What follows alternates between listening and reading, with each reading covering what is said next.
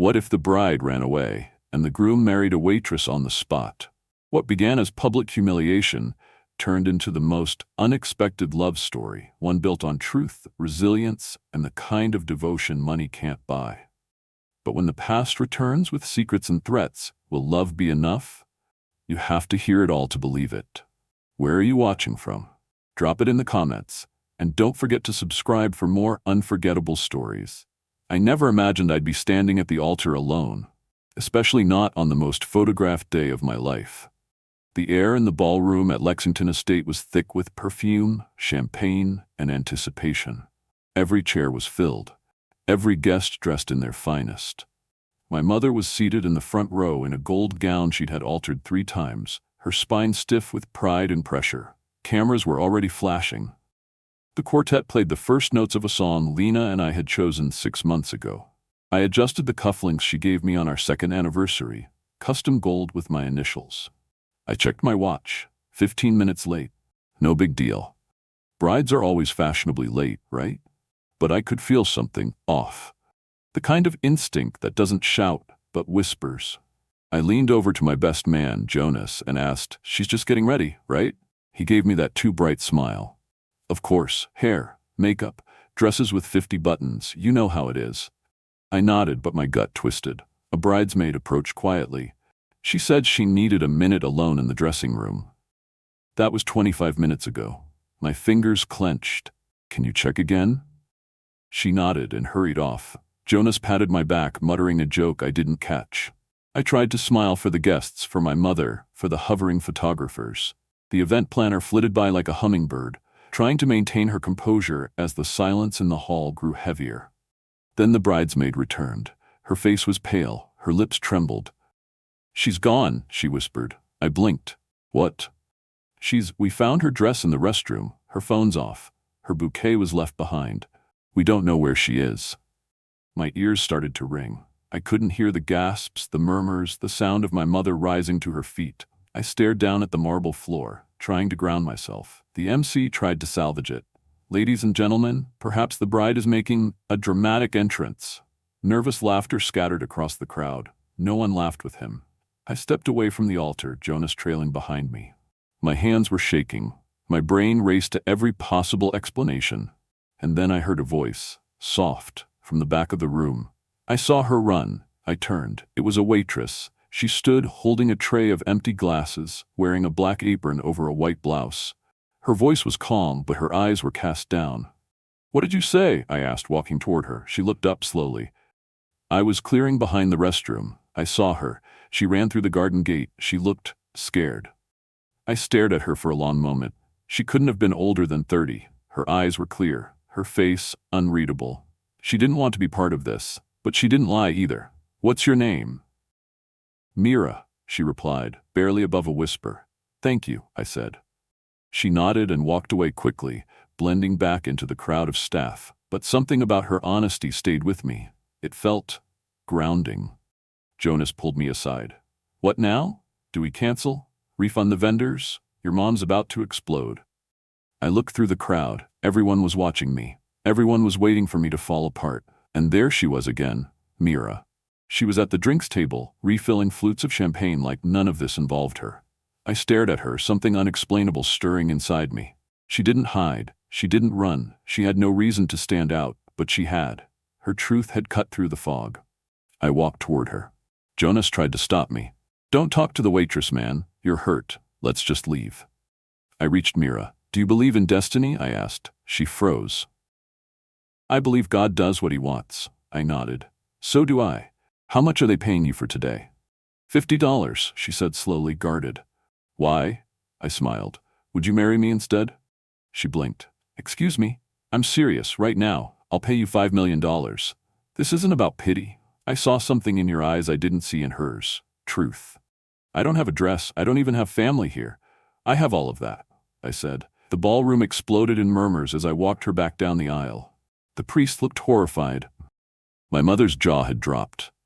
But I didn't care. We stood at the altar, the string quartet restarting the wedding march with confusion in their eyes. Mira didn't speak much. She just nodded quietly when asked if she'd take me as her husband. I slipped the ring on her finger. She whispered, "I do," and I kissed her. A brief, hesitant kiss, polite, almost ceremonial, but real. Gasps, laughter. Some clapped, others stared in horror. I didn't explain. I didn't look back. As we walked back down the aisle, hand in hand, I saw everything in slow motion. People with phones out, faces stuck between shock and fascination. No one knew who she was, but I did. She was the one who didn't run. Mira held my arm gently, her posture regal despite her simple dress. And as I looked down at her, something inside me began to settle. It wasn't what I expected. It wasn't how the day was supposed to go, but maybe it was exactly how it was meant to. And that, I think, was the moment I stopped being the man who got left behind. I became the man who chose something better. Even if I didn't yet understand why. Not yet, but soon. She said yes. Well, she didn't say it the way people usually do. No dramatic gasp, no tearful nod, no breathless moment like you see in movies. She just looked at me for a long time, like she was reading my face, searching for some kind of answer in a question I had barely formed. And then, in the quietest voice, she said, "If this is a joke, I need to know now." "It's not," I said. "I need someone real, not someone perfect." She glanced at the hall, at the sea of confused and curious eyes watching us, then back at me. "Okay," she whispered. The priest, Father Hensley, cleared his throat. "Mr. Grant, this is highly irregular." I nodded. "Yes, but the license is still valid. Nothing about the name of the bride needing to match an RSVP list, right?" The old man looked flustered, flipping through his worn leather-bound book. "Well, no. But then let's begin," I said. Mira stood beside me in her plain server's blouse and skirt, her apron folded and set aside. Her hands were trembling slightly, but she didn't flinch. Her eyes stayed forward. Still, determined. I don't remember much about the vows. My mind was racing. I thought of Lena. How she laughed, how she planned this day down to the minute, how she vanished like a ghost in heels. But I didn't say her name. I didn't let her occupy this moment. Because beside me was someone who stayed, who didn't have to. We exchanged rings. My grandmother's band, now slipping onto the finger of a woman I had met just an hour ago. "I now pronounce you husband and wife," the priest said, his voice both bewildered and solemn. "You may kiss the bride." Our kiss wasn't romantic, not yet. It was soft, hesitant, respectful. But in it was a promise. I won't run, even if I don't understand this yet. As we turned to face the crowd, the silence broke into awkward applause. Some guests clapped out of politeness, others out of shock. A few recorded with giddy curiosity, no doubt already uploading it with captions like "Groom marries waitress after bride vanishes." I didn't care. I took Mira's hand. It was cold but steady. She held mine back. We walked down the aisle together, my mother staring at us with a mixture of horror and calculation. I knew what she was thinking. "What are you doing, Elias? This isn't a woman of status. This isn't our plan." Exactly. As we passed the buffet, Mira murmured, "You sure you're not going to regret this tomorrow?" I looked at her. "Ask me tomorrow." Outside, I guided her into the waiting limousine. The driver opened the door without comment. Professionals never react. Inside the car, silence fell between us. She stared at her hands. I stared out the window. The city lights blurred as we moved. "Why did you ask me?" she finally asked. I looked at her. "Because when everything fell apart, you were the only person who told me the truth. And you did it without asking for anything in return." She blinked. "I didn't do anything special." "You didn't lie. That's special." She smiled, just a little. "You don't know me. You don't know where I come from." I shrugged. "You didn't ask for $5 million before saying yes. That's more than I can say for most people in my life." She laughed softly. "You still owe me that, by the way." I smiled. "You'll get it? In time." We arrived at the estate. Lexington House was built like a palace. Stone columns, sweeping steps, windows tall enough to see your whole reflection in. It never felt like a home. It felt like a showpiece, like everything in my life, until now. I opened the door for her. She stepped out, her eyes wide, her mouth parted in a soft breath of awe. "This is where you live? For now?" I didn't mean it to sound sad, but it did. Inside, the staff stood silently in the foyer, unsure what to do with the new bride in work shoes. Mira clutched her hands together, suddenly self-conscious. I leaned toward the housekeeper. "Can we get her something comfortable to change into?" Mrs. Odiano, our long-serving housekeeper, nodded kindly and whisked Mira away toward the guest room. As I climbed the staircase to my study, the adrenaline finally faded. My hands began to shake. My breath caught in my throat. What the hell did I just do? I poured myself a drink, sat in the leather chair behind my father's old desk, and stared out the window. I could still hear whispers, could still see the flash of cameras, could still feel the weight of hundreds of eyes watching me marry a stranger. And yet, I wasn't panicking, I wasn't ashamed, I was calm. Later, I found her in the guest lounge, wearing one of my sister's old robes. She sat on the edge of the couch, back straight, like she didn't want to touch anything she didn't belong to. "You okay?" I asked. She nodded. "This is a lot. I'm just trying to figure out what happens next." I sat across from her. "So am I." Silence again, not awkward, just unfamiliar. "I don't have family to call," she said suddenly. "If you're worried someone's going to come claim me, don't." I frowned. "That's not what I was worried about." She looked at me. "Then what are you worried about?" I exhaled slowly. "That I dragged you into a mess you didn't deserve." "You did," she said plainly. But I said yes, that's on me. We stared at each other for a long time. The room was quiet except for the ticking of the antique clock. Then she stood. "It's late. I should sleep." "I'll have them move your things to the east wing," I said, standing too. She paused. "The guest wing?" I hesitated. "Unless you'd rather stay here." She smiled again, small and knowing. "One night at a time, Mr. Grant." And with that, she walked away. I didn't know what tomorrow would bring. I didn't know what my family would say, or the media, or the Essels, Lena's people. But one thing was certain, I wasn't alone. And somehow, that mattered more than anything I thought I'd lost. By morning, the story had already hit the gossip blogs. Runaway bride at Lexington Estate, groom marries waitress on the spot. Millionaire Elias Grant replaces bride mid-ceremony. Who is the mysterious woman? I didn't check my phone. I didn't need to. The noise would be loud, sensational, full of assumptions and recycled photos. But inside the mansion, it was quiet. Uncomfortably so. I found Mira in the kitchen. She was standing barefoot, her hair tied back with a silk ribbon one of the maids had given her. She wore a long robe that brushed the floor, borrowed and too elegant for someone who still looked like she was waiting to clock out of a shift. But she stood like she belonged there, her hands wrapped around a mug of tea. Calm, poised, like this wasn't the aftermath of the most scandalous wedding in town.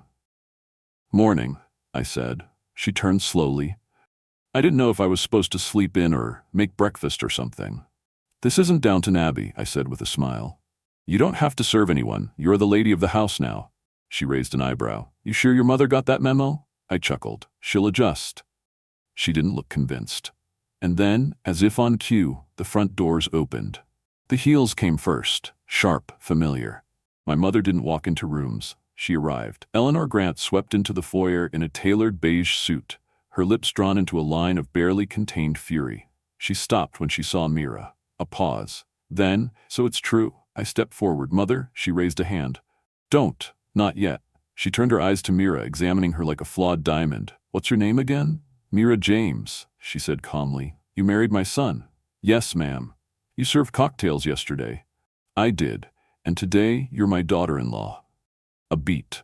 Mira didn't flinch. "I suppose I am." My mother's jaw tightened. "You know this will not be easy for you. The media is already tearing you apart." "I've had worse days," Mira replied softly, her voice like still water. Eleanor blinked, caught off guard by the lack of fear. "I need a word with my son. Alone." Mira nodded and stepped out with grace that seemed to surprise even her. Once the kitchen door clicked shut, my mother turned on me. "You humiliated this family." "No," I said.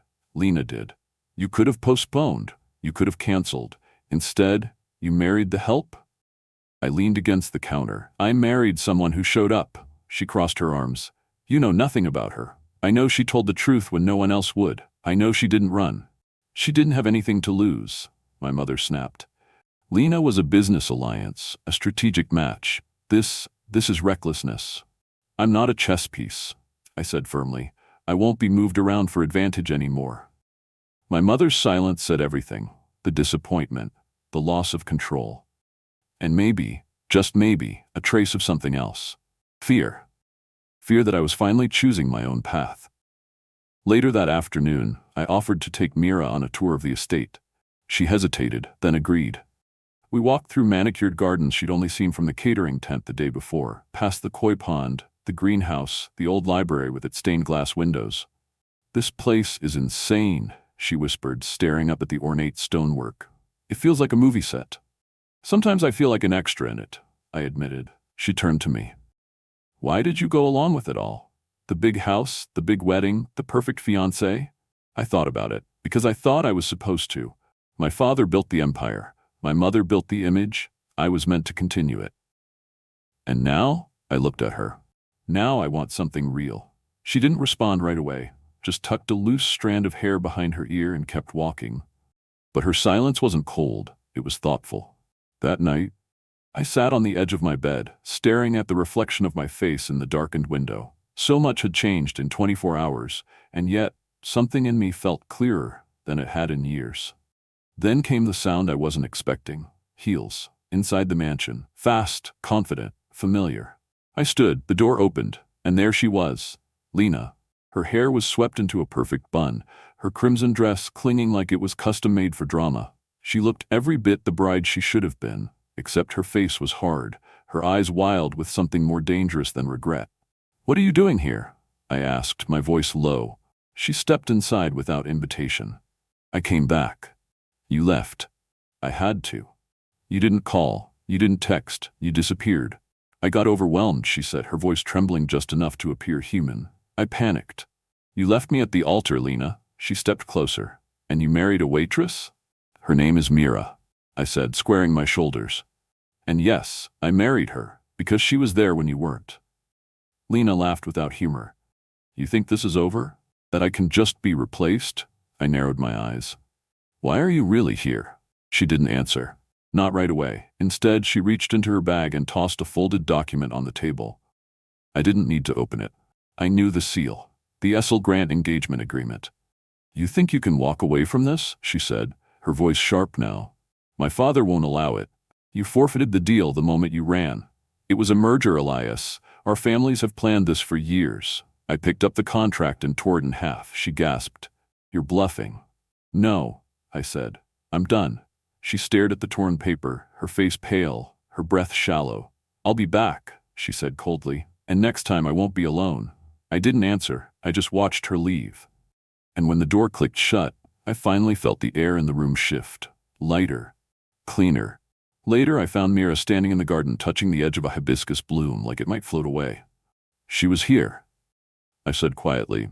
"I know," she replied without turning. I stepped closer. She brought a contract.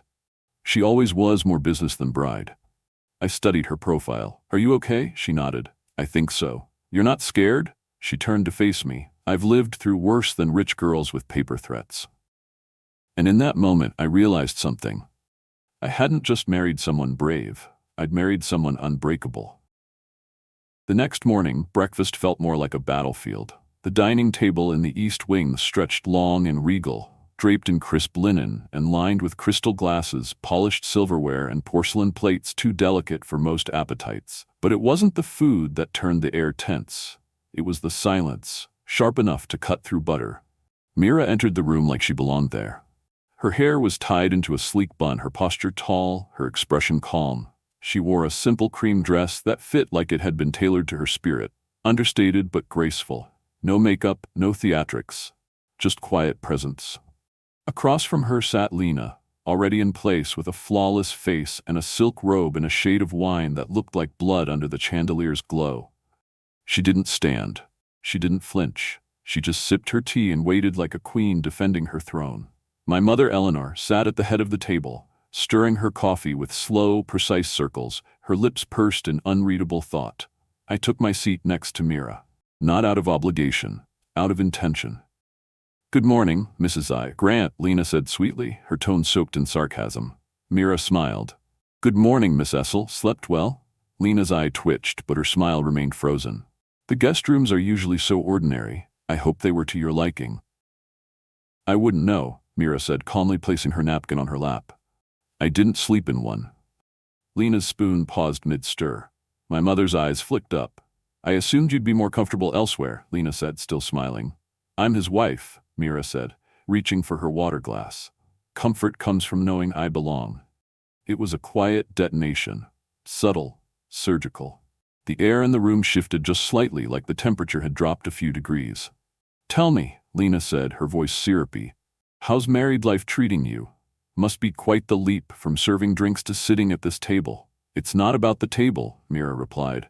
"It's about the company." I stifled a laugh into my orange juice. Even my mother's spoon clinked a little louder into her cup. "I admire your confidence," Lena said, her voice flat now. "Confidence isn't arrogance," Mira said. "It's knowing I didn't have to run away from the altar to find clarity." Lena blinked. My mother raised an eyebrow. "Enough," she said finally, placing her coffee down with a sharp clink. "This is breakfast, not a courtroom." Silence returned, but not peace. Lena leaned back in her chair, folding her arms.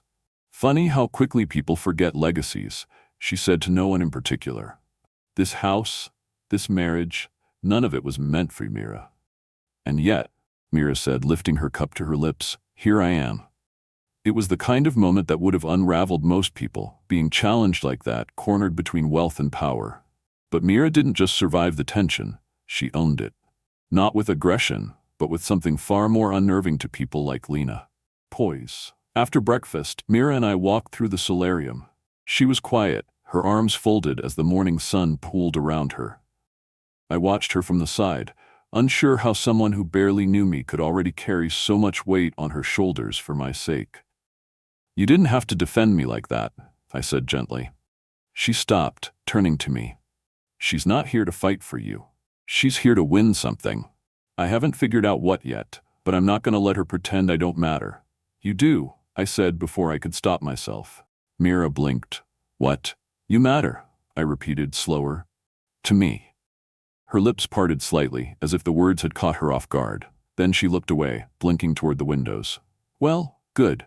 I'd hate to be doing all this for a man who still thinks I'm just a girl with a tray."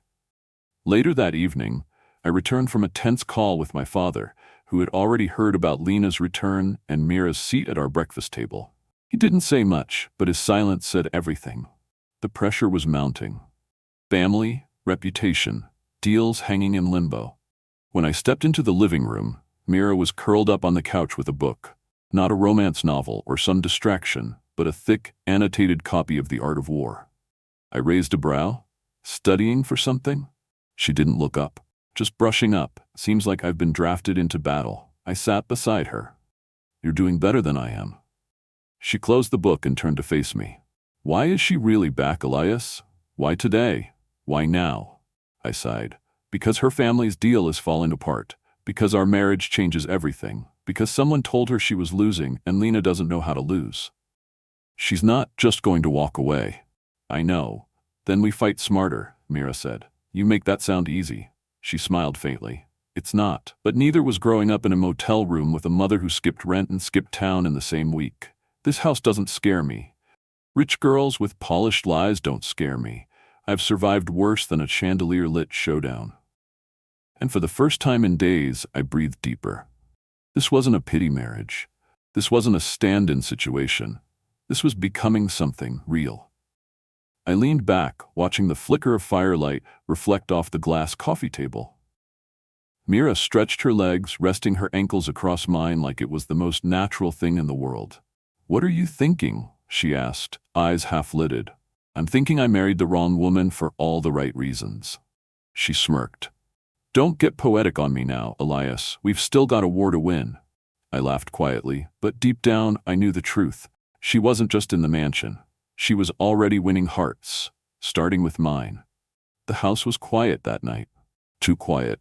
After dinner, Mira had gone to her room early, claiming she was tired, though I could tell something weighed on her. The conversation over the meal had been strained. My mother asked polite questions with razor-sharp undertones. Lena barely looked up from her wine. Mira responded with grace, but behind her calm eyes I saw it. Calculation. She was watching, measuring. I stayed in the study late, staring at the same contract Lena had dropped on my desk 2 days earlier. A reminder of the life I was supposed to have. The deal our families had arranged like stock traders planning a merger. A contract dressed up as love. And Lena, the perfect partner, until she wasn't. Around midnight, I decided to check the garden. It was the only place in the mansion where the noise of memory didn't echo so loudly. The air was cool, touched with jasmine and something else, tension. I stepped onto the stone path leading toward the rose hedge, my shoes crunching softly over gravel. That's when I saw her. Not Mira. Lena. She stood near the edge of the hedge, half hidden in shadows. Her phone was pressed to her ear, her tone hushed but urgent. I stayed in place, unseen, the tall oak by the path concealing me. "Quinn, I told you I'm handling it," she whispered, her voice clipped. "You showing up here would ruin everything." My chest tightened. I said no. He doesn't suspect a thing. He thinks I just panicked, that I came back because I missed him. She laughed, quiet and bitter. "Elias is too proud to admit he was hurt. That's how I slipped back in. He's desperate to look composed. That makes him blind." She paused, bit her lip. "I just need more time. Once he lets his guard down, I'll steer the deal back to my father's company. That's all he wants. Once that happens, we disappear, you and me." I felt something cold settle in my chest. Not rage, not betrayal, clarity. "I know Mira's still here," she continued, barely above a whisper. "But she's nothing. Just a girl who said yes when no one else would. A placeholder. She doesn't belong in this world." My hand clenched around the post, but I didn't move. I waited until she hung up, smoothed her hair, and walked back toward the house like nothing had happened. I stepped out from the shadows, breath shallow. The silence pressed in around me. Back inside, I found Mira in the hallway, her expression tight. She was barefoot, wearing one of the robes from the guest wardrobe, the hem trailing just slightly behind her. Her eyes met mine. "You heard?" She nodded. "Every word." I didn't ask how. I didn't need to. "I was going to tell you," she said. "I wasn't sure you'd believe me." "I would have," I said, surprised at how certain my voice sounded. "But I'm glad I heard it for myself." She looked at me for a moment, then stepped closer. "What now?"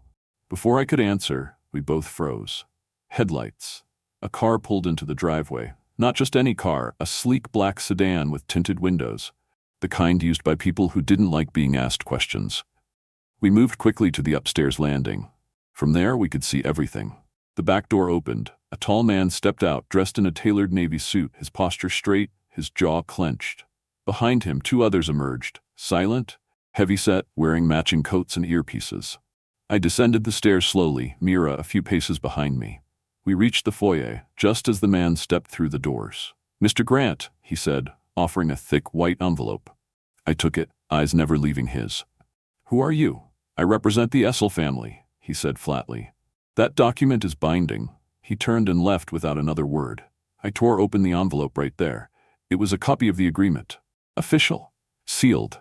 Binding agreement between the Grant and Essel families. Date of fulfillment, March 18th. Our wedding day. I stared at the date. My pulse thundered in my ears. Behind me, Mira moved closer. "She was promised," she said softly. I nodded. "Years ago, my father arranged it with hers, a marriage for leverage, a trade of names for access." I crumpled the paper in my fist. "She came back because the deal was in jeopardy," I said, "not because she cared." Mira was quiet. Her hand touched mine. "I'm sorry," she said. I looked at "Why? You didn't lie to me." "I shouldn't be the one holding your hand while you find out all this. You're the only one I want to hold it." She stared at me, eyes wide and still. And I meant every word. The next morning, the storm arrived, and it had high heels. Lena walked through the front doors like she had never left. Trailing behind her were two men rolling in designer luggage, Louis Vuitton, Chanel, and one custom case with her initials in gold embroidery. She paused at the base of the staircase, gazing up like Cleopatra arriving in Rome. "Good morning," she said to no one in particular.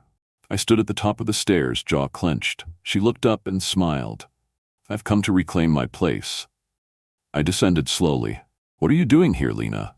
She tilted her head. "You can't just—" "Oh, but I can," she said, walking past me. "This contract." She gestured to the one I'd crumpled.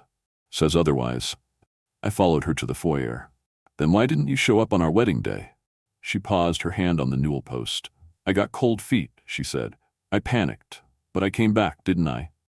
"You came back with suitcases and backup. I came back to fix things. You came back to finish a deal." She turned to face me, eyes flashing. "It's just business, Elias. We both know that." I stepped closer. "It used to be. Not anymore." Her gaze hardened. "You married some girl pouring drinks." Her name is Mira, and she's my wife, Lena sneered. For now. Mira stepped into view at that moment, her eyes calm, her expression unreadable. I live here, she said. Lena looked her over. We'll see for how long. I stepped between them. You don't get to decide that, I said. You don't get to walk in here and act like nothing happened. Oh, Elias, she purred. I always get to decide. She snapped her fingers at the staff. Take my bags to the Rose Suite. And like a switch, the staff hesitated. Then Mira said quietly, don't. The housekeeper looked at me. Do as Mrs. Grant says, I told them. Lena's face went still. For the first time, uncertain, Mira turned to me, her voice low but fierce. You're not alone in this. And I knew right then, this wasn't Mira versus Lena anymore. This was us versus everything. The storm didn't end with Lena's arrival, it only escalated. For the next few days, the mansion became a pressure cooker. Breakfasts were laced with sarcasm. Hallways echoed with silence that felt heavier than shouting. My mother avoided direct confrontation but made her opinions clear in every arched brow and measured glance. Lena acted like she had never left, gliding through the estate with her robe trailing behind her like royalty. And Mira? She didn't flinch. She matched Lena's composure, never raising her voice, never backing down. But I saw the toll it took on her. The quiet moments when her shoulders slumped just slightly. When she lingered too long by the garden window, staring out at the horizon like she was trying to remember why she stayed. One night, I found her sitting alone in the study, the lights dim, a book resting open on her lap but untouched. You okay? I asked, leaning in the doorway. She didn't look up. I'm trying. I walked in, sat across from her. You're doing more than trying, I said. You're holding this entire house together. She gave a soft laugh. Feels like I'm patching a dam with my bare hands. You shouldn't have to. She finally looked at me. But I want to. That's the difference. I'm not here because I'm obligated. I'm here because I see something in you worth staying for. Her words sat between us like a truth too big to unpack in one breath. But before I could respond, the door burst open. Lena, dressed in another expensive robe, this one sheer enough to be intentional. She didn't knock. She never knocked. We need to talk, she said, glaring past me like I was furniture. I stood slowly. Not now. Yes, now. Mira rose too, calm but alert. We're having a conversation. Perfect, Lena snapped. Let me join. It's about me anyway. I stepped forward, blocking her view. Whatever you think you're doing, I'm doing what I should have done the day I came back, she said. Then she held up a new envelope. This is from my father's lawyer. If you won't take our engagement seriously, maybe you'll take legal consequences seriously. Mira stepped forward then, her voice ice cold. Is that why you're really here? For the business deal? Or is it just that you couldn't stand to be replaced? Lena's lips curled. Replaced? By you? Let's not pretend this little marriage was anything but a stunt. You were a prop at a broken wedding. Mira didn't blink. And you were the one who left him broken. So what does that make you? Lena's face flushed with fury. You don't belong here. I didn't, but I do now. The tension snapped so tight I could hear my heartbeat. That's enough, I said. Lena, you need to leave. Her mouth fell open. Excuse me? You've turned this house into a battlefield, I said. I gave you time. I gave you the benefit of the doubt, but you didn't come back for me. You came back for power. I came back to fix things. No, I said quietly. You came back to manipulate them. Lena's eyes burned. You think she loves you? You think she won't run the second you stop being her golden ticket? She had every chance to run, I said, stepping beside Mira. And she didn't. Lena's lips trembled. Elias, please. No more lies, I said. No more games. Get out. I'm not leaving. You are, came another voice, my mother's. We all turned. Eleanor stood at the doorway, arms crossed, her face unreadable. You disappeared, Lena, she said. You embarrassed this family. You walked away from everything we tried to build. I was scared. No, you were selfish. Lena took a step back, stunned. Elias isn't a pawn, my mother continued. And this house isn't yours. Lena looked at me, then at Mira. Then, without another word, she turned and left the room. I let out a breath I didn't realize I was holding. Mira placed a hand on my arm. Are you okay? I nodded. I am now. But it wasn't over. Not yet. Later that night, I found myself in the master's suite, staring at the contract Lena had tried to weaponize. I sat at my desk, the paper in front of me. Words that once bound me now looked like chains. Then, slowly, I tore it in half. Each rip felt like reclaiming a piece of myself. Mira entered a moment later, saw the shredded paper, and said nothing. She just walked over and wrapped her arms around me from behind. "I'm proud of you," she whispered. "I'm proud of us," I replied. The next morning, Lena was gone. No note, no drama, just absence. And the house, once filled with tension and shadows, breathed again. Mira and I had breakfast on the back terrace. No arguments, no guests, just coffee, toast, and silence that finally felt peaceful. She looked at me over the rim of her cup. "So what now?" I smiled. "Now, we see where this goes, not because we're pretending, but because we're choosing," she nodded. "One day at a time. One day at a time." And for the first time in a long time, that didn't feel like settling. It felt like freedom. The mansion began to feel different after Lena left. Lighter, quieter, not in the way of absence but of healing, like a wound finally breathing under sunlight. For the first time in weeks, laughter returned to the hallways. Not loud, not constant, but honest. The kind that snuck up in between sips of tea or shared looks across the table. And it came from Mira. She wasn't trying to fill space. She wasn't trying to win anyone over. She was just being herself, slowly, day by day, letting the tension peel away like layers of old wallpaper. Her presence wasn't loud, it was grounding. She brought fresh-cut flowers to the kitchen. She rearranged the library shelves by emotion instead of alphabet. She hummed off-key when she cleaned. And sometimes I'd catch her dancing barefoot through the foyer, thinking no one was watching. But I watched. Every day. And what I saw undid me. I saw a woman who didn't need a palace to feel worthy. I saw someone who belonged, not because of bloodlines or contracts, but because she carried warmth into every cold room she entered. Because she reminded me what a home was supposed to feel like. One afternoon, I came back from the office early. Work was steady for once. The scandal had died down. The press had found another tragedy to chew on. And for a while, I allowed myself to forget that my marriage had started as a headline. I walked through the front door, loosened my tie, and caught a scent in the air, something warm, spiced, and nostalgic. Not from a caterer or a hired chef.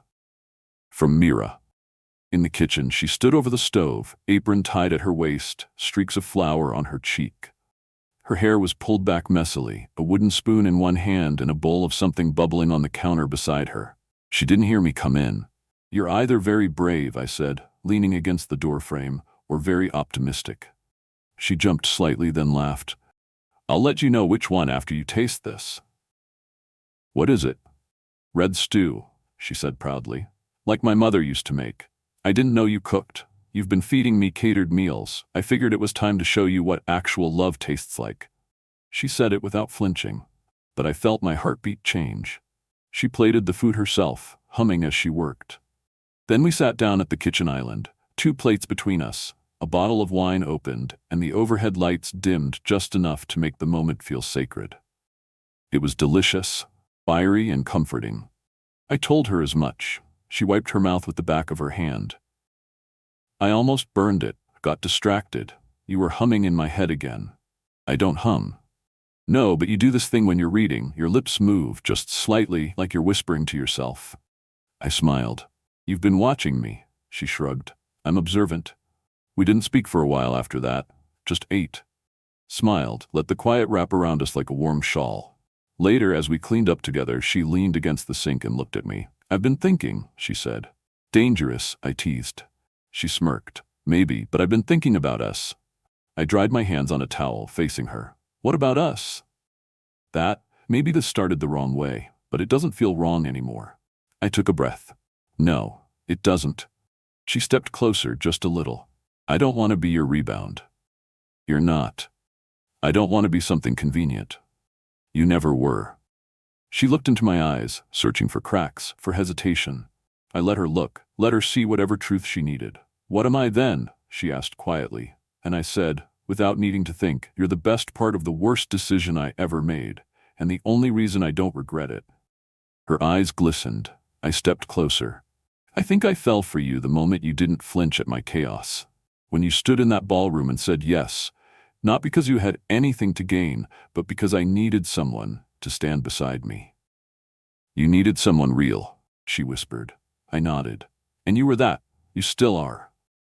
She reached up and placed her hand on my chest. Then tell me it's real now. I didn't answer with words. I kissed her. Not like the awkward, stunned kiss from our wedding. Not like something forced by circumstance. This one was deliberate.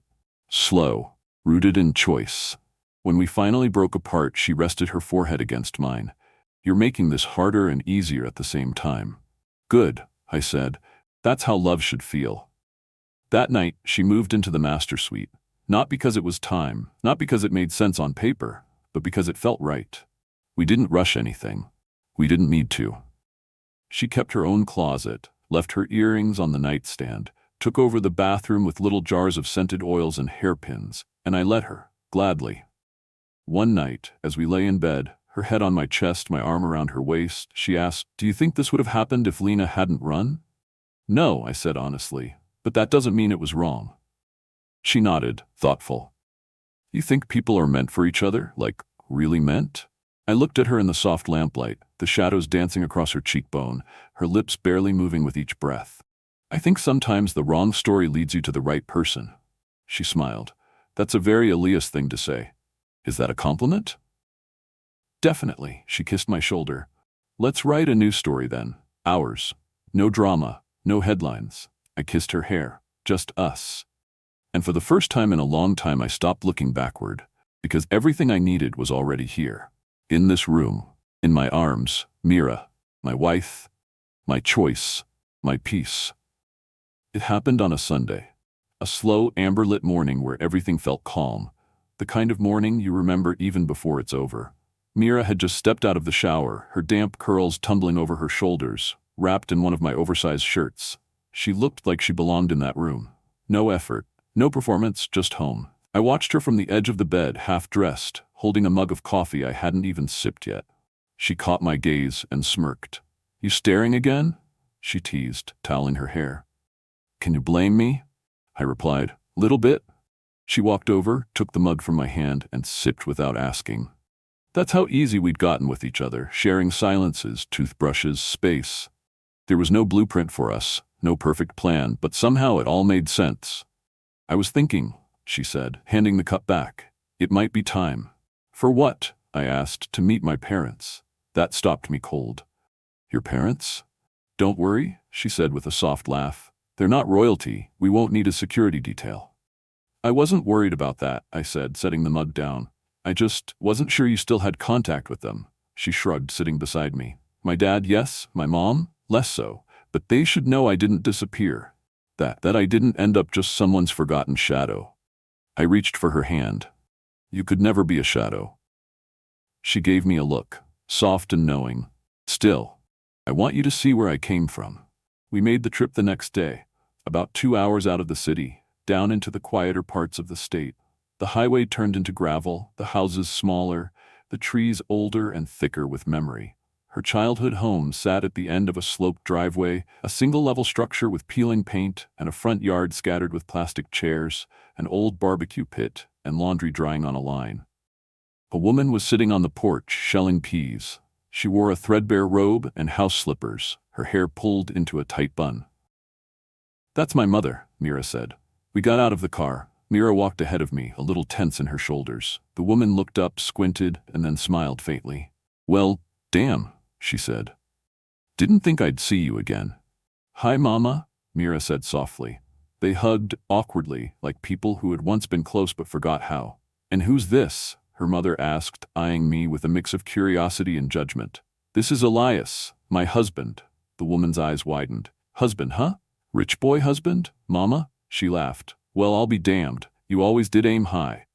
We spent the afternoon on the porch, drinking lemonade out of mismatched glasses, talking about small things, childhood pets, local gossip, memories from school. Her mother had a sharp tongue but a warm presence, and eventually I saw where Mira got her quiet strength. Her father arrived later, bigger than I expected, with hands like worn leather and a voice like sandpaper. He shook my hand, looked me in the eyes, and said, "You treat her like gold, son, or I come find you." "Yes, sir," I said. We left before sunset, just as the sky turned watercolor pink. Mira held my hand the whole way back, her thumb tracing small, slow circles against my skin. "Thank you," she whispered as the city lights returned on the horizon. "For not flinching." There's nothing about you that makes me want to flinch. That night, back at the mansion, we danced. There was no music playing, just a lazy hum she started under her breath, barefoot in the living room, arms lazily twirling through the air. She reached for me. I joined her. No rhythm, no reason, just motion. And in that motion, I realized something. We weren't strangers anymore. We weren't pretending. We were building something. A rhythm, a ritual, a life. A few weeks later, I took her back to the very ballroom where we met. It was empty now. The chairs stacked, the chandeliers dimmed, the echo of our past still faint in the air. She raised an eyebrow. "Why are we here?" I pulled out a small box from my coat pocket. Her eyes widened. "Elias." I opened it. A ring, real this time. Not one inherited, not one rushed. One I chose for her. I got down on one knee. "Last time it wasn't real," I said. "But this time, I want it to be. Not because we have to, not because anyone's watching, but because I love you. Because you stayed. Because you made my life feel like mine again." Tears filled her eyes. She covered her mouth, nodded furiously, and whispered, "Yes." I stood. We kissed. There were no cameras, guests, no fireworks. Just us. A few months later, we hosted a small ceremony. Backyard, string lights, barefoot dancing on the grass. No press, just friends. Just family. Just love. And when I looked into her eyes during the vows, I didn't see a waitress. I didn't see a stand-in. I saw my partner, my future, my home. I slipped the ring on her finger. This time when I kissed her, I felt the whole world settle around us. No runaway bride, no broken contracts, just two people who found each other through chaos and chose every single day to stay. That's what real love looks like. Not perfect, but true. Thank you so much for staying with us until the very end of this story.